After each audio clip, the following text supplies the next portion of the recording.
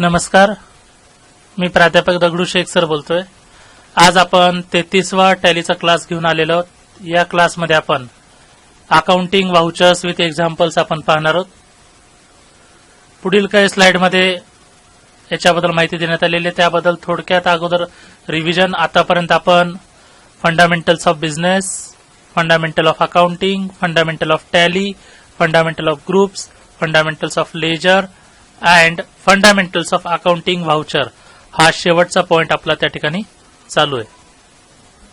Previous 2-3 lectures मध्ये आपण सर्व व्हाउचर समजून सांगितलेले आहेत। टॅलीमध्ये मेन 8 अकाउंटिंग व्हाउचर आहेत। Contra voucher, shortcut key F4, purchase voucher, shortcut key F9, sales voucher F8, debit note voucher, control plus F9, credit note voucher, control plus F8, payment voucher F5, receipt voucher F6 आणि journal voucher F7।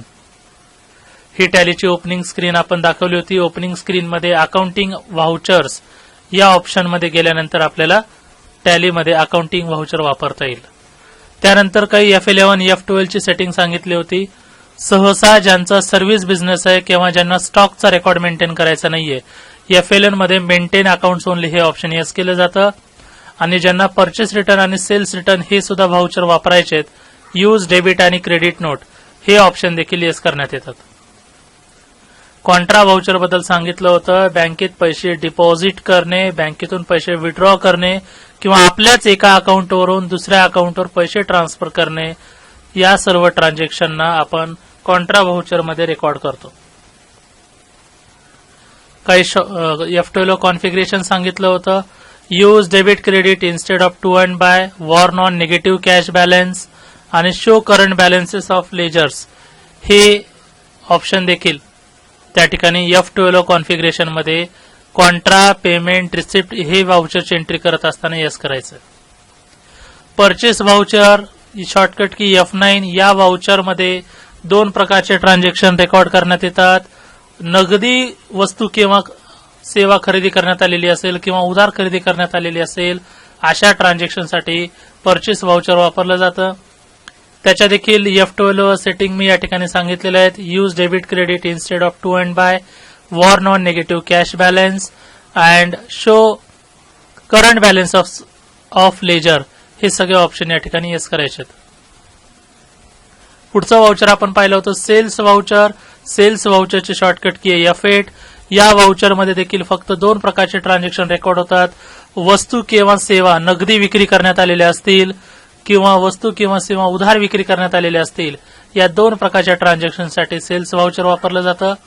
त्यानंतर debit note voucher, control plus F9 विक्री करण्यात आलेल्या वस्तू किंवा सेवा परत आलेल्या असतील, कॅश परचेस रिटर्न असेल किंवा क्रेडिट परचेस रिटर्न असेल, अशा प्रकारच्या ट्रान्झॅक्शनसाठी डेबिट नोट व्हाउचर वापरलं जातं। त्यानंतर क्रेडिट नोट व्हाउचर शॉर्टकट की कंट्रोल प्लस F8 विक्री केलेल्या वस्तू जर परत आलेल्या असतील तर असे ट्रान्झॅक्शन आपण क्रेडिट नोट मध्ये वापरतो। For example cash sales return किंवा क्रेडिट सेल्स रिटर्न हे ट्रान्झॅक्शन आपण क्रेडिट नोट व्हाउचर मध्ये रेकॉर्ड करतो। त्यानंतर पुढचं व्हाउचर आहे पेमेंट व्हाउचर।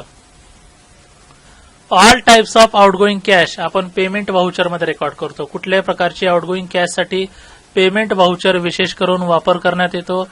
कुठल्या पार्टीचं पेमेंट करायचं असेल आणि पेमेंट 2च माध्यमातून करता येतं, एकतर कॅश किंवा बँक अकाउंट, ह्या 2 अकाउंटचा वापर करूनच पेमेंट करण्यात येतं। मग सगळ्यात जास्त पेमेंट आपण कुणाला करतो? पार्टीजना, ज्यांच्याकडून उधार खरेदी करण्यात आलेला आहे। त्यानंतर व्यवसायाचे सर्व खर्च याचं देखील पेमेंट करण्यात येतं। त्यानंतर व्यवसायात खरेदी करण्यात येणाऱ्या असेट,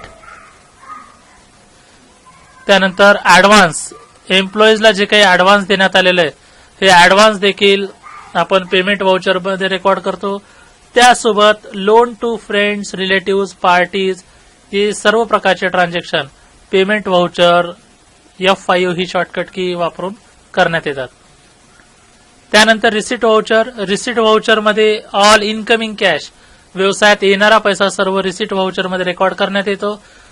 या व्हाउचर मध्ये देखील कॅश आणि बँक अकाउंटचा वापर करूनच त्या ठिकाणी जे काही रिसिप्ट आहे, जो काही पैसा येणार आहे, कॅश आणि बँक अकाउंटचा वापर करूनच आपल्या व्यवसायामध्ये पैसा त्या ठिकाणी येणार आहे।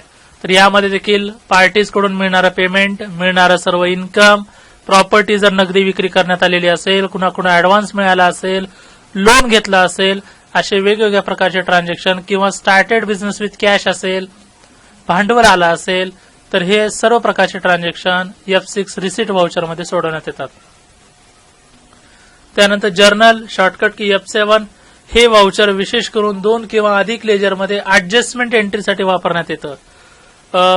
कॅश सोडून अदर असेटच्या स्वरूपात जर व्यवसाय सुरू केलेला असेल किंवा डेप्रिसिएशन, प्रीपेड किंवा प्रोव्हिजन ऍडजस्टमेंट एंट्रीज, उधार प्रॉपर्टी खरेदी करण्यात आलेली आहे किंवा उधार प्रॉपर्टी विकण्यात आलेली आहे किंवा काही कंपाऊंड एंट्रीज किंवा net profit net loss transfer entries साठी कॉन्ट्रा व्हाउचरचा वापर मोठ्या प्रमाणावर त्या ठिकाणी करण्यात येतो.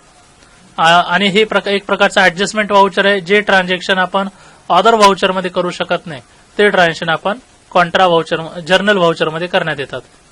या काही ऍडजस्टमेंट आपण दाखवल्या होत्या. जर्नल व्हाउचरमध्ये सुद्धा सेम ऍडजस्टमेंट त्याच वापरायचे आहेत. Use debit credit, warn on negative cash balance आणि show current balances of ledger. त्यानंतर आता आपण पाहणार आहोत ट्रान्झॅक्शन आणि डेबिट क्रेडिट देखील आपण डिटेलमध्ये या ठिकाणी पाहणार आहोत. लक्षात ठेवा, आपण फायनान्शियल अकाउंटिंगमध्ये पहिल्यांदा जर्नल बुकमध्ये एंट्री करतो, त्यानंतर लेजर बुक, ट्रायल बॅलन्स आणि फायनल अकाउंट. टॅलीचं असं वैशिष्ट्य आहे, तुम्ही जर्नलमध्ये देखील व्यवस्थित एंट्री केल्या, जर्नलमध्ये देखील बरोबर एंट्री सोडवल्या, लेजर पोस्टिंग, ट्रायल बॅलन्स आणि फायनल अकाउंट टॅलीमध्ये ऑटोमॅटिक तयार होतं. त्याच्यासाठी गरज आहे टाइप्स ऑफ अकाउंट आणि रूल्स ऑफ अकाउंट समजण्याची आणि त्याचा योग्य वापर करण्याची.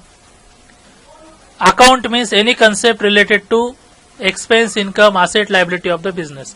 बिझनेसशी रिलेटेड प्रत्येक कन्सेप्ट ही काय आहे? अकाउंट आहे. अकाउंटचे महत्वाचे 3 प्रकार आहेत. पहिला पर्सनल अकाउंट, रिअल अकाउंट आणि नॉमिनल अकाउंट. पर्सनल अकाउंट कुणाला म्हणलं जातं? ज्या अकाउंटचा व्यक्तिगत परिणाम होतो, व्यक्तीवर किंवा लिगल संस्थेवर परिणाम होतो, त्याला पर्सनल अकाउंट असं म्हणलं जातं. मग पर्सनल अकाउंट एखादी ह्युमन बिईंग असू शकते किंवा एखादी लिगल पर्सन असू शकते. Legal person means created by law. कायद्यानं ज्या व्यक्तीला तयार केलेलं आहे, कायद्यानं ज्या व्यक्तीला लायसन्स दिलेलं आहे, त्याला देखील आपण पर्सनल अकाउंट असं म्हणतो. अजयला देखील आपण पर्सनल अकाउंट म्हणतो आणि अजय कन्स्ट्रक्शनला देखील पर्सनल अकाउंट म्हणतो. पण दोघात फरक काय? अजय हा ह्युमन बिईंग आहे, तर अजय कन्स्ट्रक्शन हे लिगल पर्सन आहे, कायदेशीररित्या डॉक्युमेंटमध्ये तयार आहे.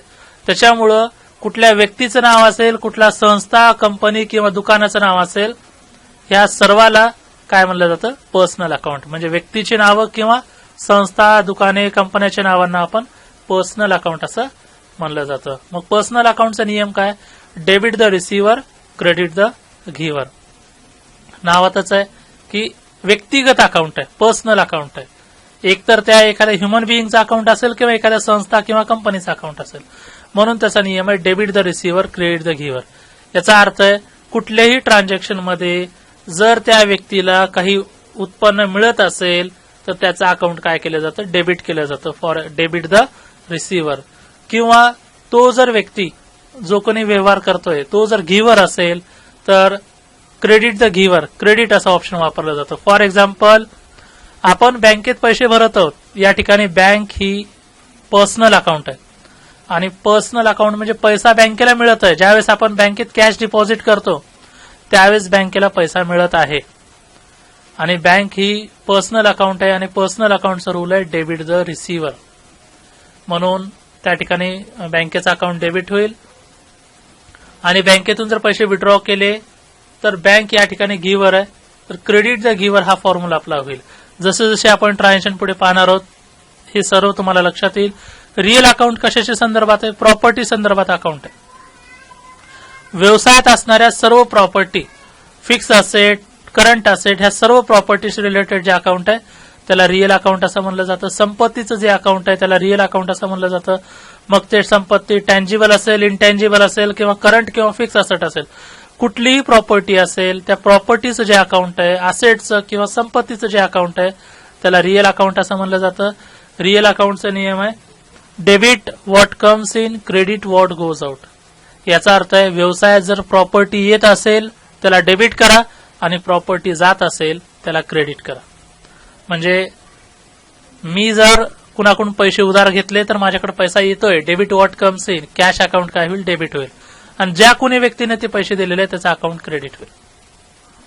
म्हणून रिअल अकाउंटचा rule debit what comes in. Property आली तर प्रॉपर्टी अकाउंटला डेबिट करा आणि प्रॉपर्टी गेली तर प्रॉपर्टी अकाउंटला क्रेडिट करा. तिसरा अकाउंट आणि महत्वाचा अकाउंट आहे नॉमिनल अकाउंट. नॉमिनल अकाउंट म्हणजे आपल्या व्यवसायामधले एक्सपेन्स, लॉस, इन्कम आणि प्रॉफिट याच्याशी संदर्भात जे अकाउंट आहे त्याला नॉमिनल अकाउंट असं म्हणलं जातं. Expenses, losses, income and profit या संदर्भात जे अकाउंट आहे त्याला नॉमिनल अकाउंट असं म्हणलं जातं. मग तुमच्या व्यवसायात कुठलाही एक्सपेन्स किंवा लॉस झाला त्याचं अकाउंट डेबिट करायचं आहे आणि कोणताही इन्कम किंवा प्रॉफिट झाला तर त्याचा अकाउंट आपल्याला क्रेडिट करायचं आहे. आता या नियमांचा वापर करूनच आपण पुढील काही ट्रान्झॅक्शन त्या ठिकाणी सोडवणार आहोत. आतापर्यंत आपण जर्नलमध्ये पाहिलेलं आहे की अनेक फॉर्मॅटमध्ये तुम्हाला फक्त डेट सांगितलेली आहे, पर्टिक्युलर्स, एलएफ, डेबिट, क्रेडिट हा फॉर्मॅट सांगितलेला आहे. परंतु एक मी 5वा कॉलम ऍड केलेला आहे व्हाउचर्स. कारण की टॅलीमध्ये व्हाउचर हा कॉलम ऍड केल्याशिवाय तुम्हाला ते ट्रान्झॅक्शन कोणत्या व्हाउचरमध्ये सोडवण्यात येईल ते लक्षात येणार नाही. आता पहिलं ट्रान्झॅक्शन घडलेलं आहे. Ajay computer started business with cash ₹5 lakh. 5 lakh रुपये गुंतवून अजय कम्प्युटर्सनं व्यवसाय सुरू केलेला आहे.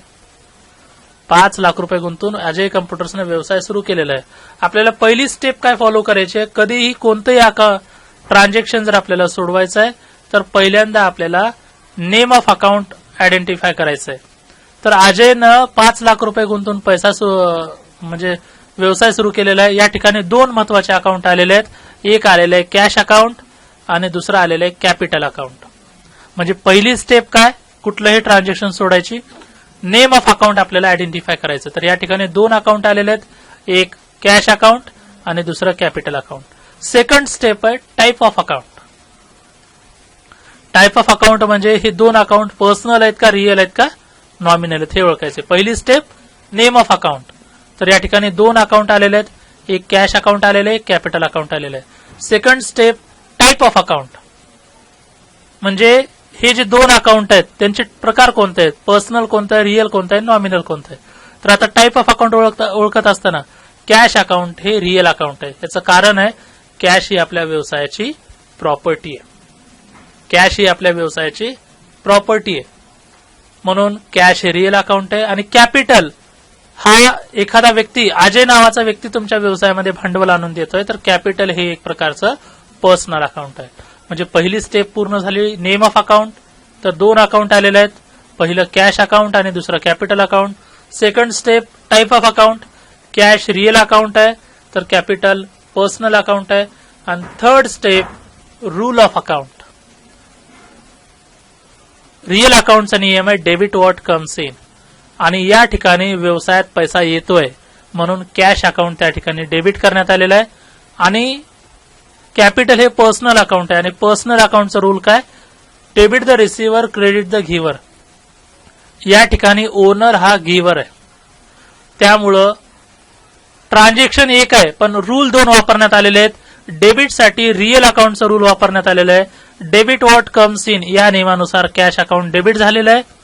आणि कॅपिटल अकाउंटसाठी पर्सनल अकाउंटचा रूल अप्लाय झालेला आहे, क्रेडिट द गिव्हर. म्हणजे या ठिकाणी भांडवल देणारा ओनर आहे, ओनर या ठिकाणी गिव्हर आहे. आणि ओनरचं अकाउंट व्यवसायामध्ये कोणतं असतं, कॅपिटल अकाउंट. म्हणून कॅपिटल हे क्रेडिट साईडला आलेलं आहे, ओनर इज द गिव्हर, त्यामुळं कॅपिटल अकाउंट क्रेडिट साईडला आलेलं आहे. तर cash account debit to capital account अशा प्रकारे आपण ट्रान्झॅक्शन सोडू शकतो. अकाउंटिंग मध्ये याचा एक स्पेशल फॉर्मॅट दिलेला आहे. पहिल्यांदा डेट, कोणत्या तारखेला तो व्यवहार झालेला आहे. पर्टिक्युलर्स मध्ये कोणता अकाउंट डेबिट झालेलं आहे आणि कोणता अकाउंट क्रेडिट झालेलं आहे हे आपण रेकॉर्ड करू शकतो. एलएफ मध्ये त्याचा लेजरचा नंबर काय तो लिहू शकतो. डेबिट कॉलम मध्ये किती अमाऊंट डेबिट झालेली आहे, किती अमाऊंट आलेली आहे ते लिहिलं जातं. आणि क्रेडिट कॉलम मध्ये किती अमाऊंट समोरच्या गिव्हरनं दिलेली आहे तो रेकॉर्ड त्या ठिकाणी मेंटेन केला जातो. 5वा ऍडिशनल कॉलम आपण काय ऍड केलेला आहे, व्हाउचर्स. तर या ठिकाणी तुमच्या लक्षात आलेलं असेल Ajay computer started business with cash ₹5 lakh. या ट्रान्झॅक्शन मध्ये 2 अकाउंट आलेले आहेत, एक कॅश अकाउंट, दुसरं capital account. Second step type of account काय, कॅश हे रिअल अकाउंट आहे तर कॅपिटल हे कॅपिटल हे पर्सनल अकाउंट आहे. आणि third step rule of account, cash real account आहे आणि रिअल अकाउंटच्या नियमानुसार डेबिट व्हॉट कम्स इन या नियमानुसार कॅश अकाउंट डेबिट झालेलं आहे, व्यवसायात पैसा आलेला आहे आणि ओनर या ठिकाणी गिव्हर आहे आणि क्रेडिट द गिव्हर या नियमानुसार कॅपिटल अकाउंट क्रेडिट झालेलं आहे. तर सिस्टमॅटिकली आपण फॉर्मॅटमध्ये लिहिलेलं आहे. 1/4/2020 ला व्यवहार घडलेला आहे, व्यवसायात पैसा आलेला आहे, रिअल अकाउंट आहे म्हणून कॅश अकाउंट डेबिट झालेलं आहे. ओनर गिव्हर आहे, क्रेडिट द गिव्हर या नियमानुसार कॅपिटल अकाउंट क्रेडिट झालेलं आहे आणि अमाऊंट 5 लाखाचा व्यवहार आहे. डेबिट कॉलम मध्ये 5,000 आणि क्रेडिट कॉलम मध्ये 5,000 आपण लिहिलेलं आहे. आता यानंतरची शेवटची प्रोसेस आहे की हे ट्रान्झॅक्शन टॅलीमध्ये कोणत्या व्हाउचरमध्ये रेकॉर्ड करण्यात येतं. तर यासाठी F6 रिसिट व्हाउचर हे टॅलीमध्ये वापरण्यात येतं. याचं कारण आहे receipt voucher all types of incoming cash, वेगवेगळ्या कारणामुळे व्यवसायात येणारा पैसा हा रिसिट व्हाउचरमध्ये रेकॉर्ड करण्यात येतो. त्यामुळे स्टार्टेड बिझनेस विथ कॅश हे ट्रान्झॅक्शन आपल्याला रिसिप्ट व्हाउचरमध्ये रेकॉर्ड करायचं आहे. त्यानंतर पुढचा जो व्यवहार आहे cash deposited in HDFC bank ₹1,00,000. HDFC बँकेमध्ये 1 लाख रुपये डिपॉझिट करण्यात आलेले आहेत. मग आपली सेम स्टेप, पहिली स्टेप काय, तर आपल्याला हे ओळखायचं आहे की नेम ऑफ अकाउंट कोणतं आहे. तर नेम ऑफ अकाउंट 2 आलेले आहेत, एक आलेलं आहे कॅश अकाउंट आणि एक आलेलं आहे HDFC bank. Name of account जशी जशी तुमची प्रॅक्टिस वाढत जाईल तुम्ही नंबर ऑफ ट्रान्झॅक्शन सोडवत जाता. लक्षात ठेवा 2-3 एक्झाम्पल सोडून 20-30 एक्झाम्पल सोडून तुमचं परफेक्शन होणार नाही. तुम्हाला शेकडो एक्झाम्पल सोडवावे लागतील, त्यावेळेस तुम्ही परफेक्ट होताल. 20-30 एक्झाम्पल सोडून तुमच्या फक्त लक्षात येईल की अकाउंट म्हणजे काय, त्याचे रूल काय असतात, व्हाउचर काय असतात, डेबिट क्रेडिट कसं लिहायचं हे थोडक्यात समजेल.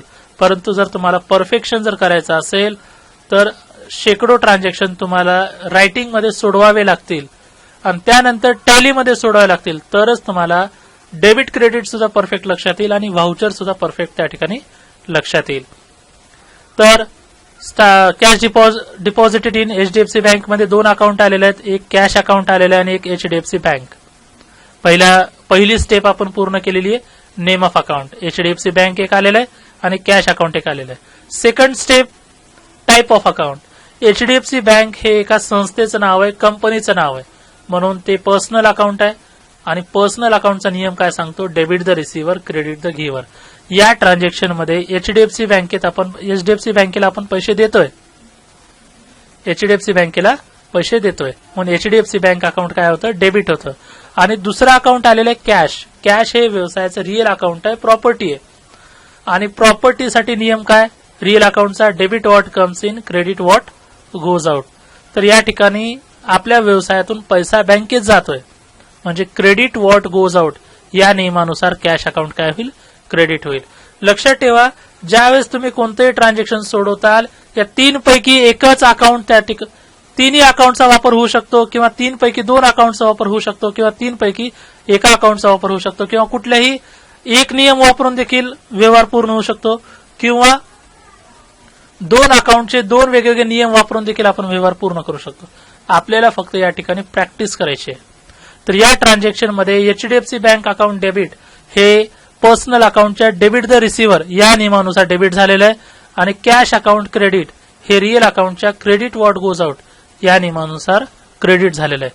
त्याच्यामुळे HDFC बँक डेबिट का झालं, कारण की HDFC रिसिव्हर आहे, HDFC ला पैसा मिळत आहे म्हणून HDFC बँक अकाउंट डेबिट झालेलं आहे. कॅश क्रेडिट का करण्यात आलेलं आहे, तर व्यवसायातून पैसा जातोय आणि रिअल अकाउंटचं रूल आहे क्रेडिट व्हॉट गोज आउट या नियमानुसार पैसा जातोय. लक्षात ठेवा आपण डबल एंट्री सिस्टीम फॉलो करतोय. डबल एंट्री सिस्टीम मध्ये डेबिट आणि क्रेडिट दोन्ही बाजू ह्या इक्वल आल्या पाहिजेत. डेबिट ची जेवढी अमाऊंट आहे तेवढीच अमाऊंट क्रेडिट साईडला त्या ठिकाणी येणं कंपल्सरी आहे. त्याच्यामुळे डबल एंट्री सिस्टीम मध्ये कमीत कमी 2 अकाउंट येतात, मॅक्झिमम अनेक अकाउंट देखील आपण त्या ठिकाणी घेऊ शकतो. तर cash deposited in HDFC bank याचं ट्रान्झॅक्शन पूर्ण होतं. HDFC bank account debit personal account आहे म्हणून डेबिट द रिसिव्हर या नियमानुसार debit, to cash account real account आहे म्हणून क्रेडिट व्हॉट गोज आउट या नियमानुसार क्रेडिट होईल. तर हे ट्रान्झॅक्शन आपण सोडवलेलं आहे. आता ह्या ट्रान्झॅक्शनसाठी टॅलीमध्ये कोणतं व्हाउचर वापरण्यात येतं, F4 कॉन्ट्रा व्हाउचर.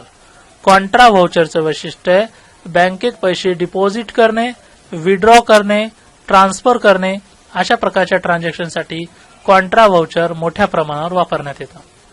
त्यानंतर पुढचं व्हाउचर जे आपण पाहिलेलं आहे, goods purchased in cash. Goods purchased in cash ₹20,000 from Anil company limited. लक्षात ठेवा, सर्वात अगोदर आपल्याला हे लक्षात ठेवायचं आहे कॅश ट्रान्झॅक्शन आणि क्रेडिट ट्रान्झॅक्शन मधला फरक. तुम्हाला हा फरक ऑलरेडी मी सांगितलेला आहे. कॅश ट्रान्झॅक्शन कोणाला म्हणलं जातं, तर ज्या नगदी व्यवहारामध्ये आपण लगेच वस्तू खरेदी करतो आणि लगेच पेमेंट करतो. नगदी व्यवहारामध्ये वस्तू लगेच खरेदी करण्यात येतात आणि त्याचं पेमेंट देखील लगेच होतं. त्यामुळं पार्टीचं नाव लिहायची गरज नाहीये. अनिल कंपनी लिमिटेड नाव जर इथं आलेलं असेल तरी सुद्धा आपल्याला अनिल कंपनी लिमिटेडचं नाव लिहायची गरज नाहीये. त्याचं महत्वाचं कारण आहे, कारण की नगदी व्यवहारामध्ये पार्टीचं नाव लिहायची गरज नाही.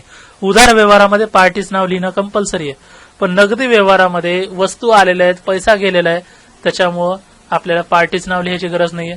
त्यानंतर परत आपला पहिली step, Anil company limited account वापरायचं नाहीये. नेम ऑफ अकाउंट 2 आलेले आहेत, एक कॅश अकाउंट आलेलं आहे आणि एक परचेस अकाउंट आलेलं आहे. फर्स्ट स्टेप पूर्ण झालेली आहे, name of account. Second step, type of account. Purchase account हे नॉमिनल अकाउंट आहे, कारण की परचेस हे आपल्या व्यवसायाचा एक प्रकारचा खर्च समजला जातो, म्हणून परचेस हे नॉमिनल अकाउंट आहे. तर कॅश हे रिअल अकाउंट आहे. कॅश ही आपल्या व्यवसायाची असेट असते. आता third step, rule. First step, name of account वापरलं, परचेस अकाउंट आणि कॅश अकाउंट हे 2 अकाउंट वापरलेले आहेत. Second step, type of account. Purchase nominal account आहे, तर कॅश रिअल अकाउंट आहे. आणि third step, rule of account. Purchase account nominal account आहे, खर्च आहे. Debit all expenses and losses या नियमानुसार परचेस अकाउंट त्या ठिकाणी डेबिट होईल. आणि कॅश ही व्यवसायाची असेट आहे. रिअल अकाउंटच्या नियमानुसार क्रेडिट व्हॉट गोज आउट, व्यवसायातला पैसा या ठिकाणी जात आहे, आउटगोईंग कॅश होत आहे, या नियमानं कॅश अकाउंट काय होईल, क्रेडिट होईल. म्हणजे नॉमिनल अकाउंटच्या नियमानुसार परचेस अकाउंट डेबिट होईल आणि कॅश रिअल अकाउंटच्या नियमानुसार कॅश अकाउंट क्रेडिट होईल. अशा पद्धतीने तुम्हाला मी या ठिकाणी 3 अकाउंट समजून सांगितलेले आहेत. पर्सनल अकाउंट, त्याचा रूल कसा वापरायचा, रिअल अकाउंट, नॉमिनल अकाउंट. आणि लक्षात ठेवा, मी आता फक्त 2-3 ट्रान्झॅक्शन तुम्हाला समजून सांगितलेले आहेत. असे 10, 20, 30 ट्रान्झॅक्शन तुम्हाला समजून सांगण्यात आले तर तुमचं टॅली तुम्हाला समजेल, डेबिट क्रेडिट लक्षात येईल. आणि असे शेकडो ट्रान्झॅक्शन जर तुम्ही सोडवलात तर तुम्ही डेबिट क्रेडिटमध्ये देखील परफेक्ट होताल आणि टॅलीमध्ये देखील परफेक्ट होताल. तर ट्रान्झॅक्शन जर आपण सोडवलं, purchase account debit to cash account. आता टॅलीमध्ये याच्यासाठी व्हाउचर वापरलं जातं, परचेस व्हाउचर. परचेस व्हाउचरचं वैशिष्ट्य आहे, नगदी किंवा उधार खरेदी असेल तर त्यासाठी परचेस व्हाउचरमध्ये एंट्री रेकॉर्ड करण्यात येते. तर हे आपण या ठिकाणी पाहिलेलं आहे. तर डिटेलमध्ये आपण या तुम्हाला टॅलीचं सर्व आतापर्यंत फंडामेंटल जेवढे टॉपिक्स होते सर्व टॉपिक शिकवलेले आहेत. अकाउंटिंग व्हाउचरचं थोडक्यात रिव्हिजन घेतलेलं आहे.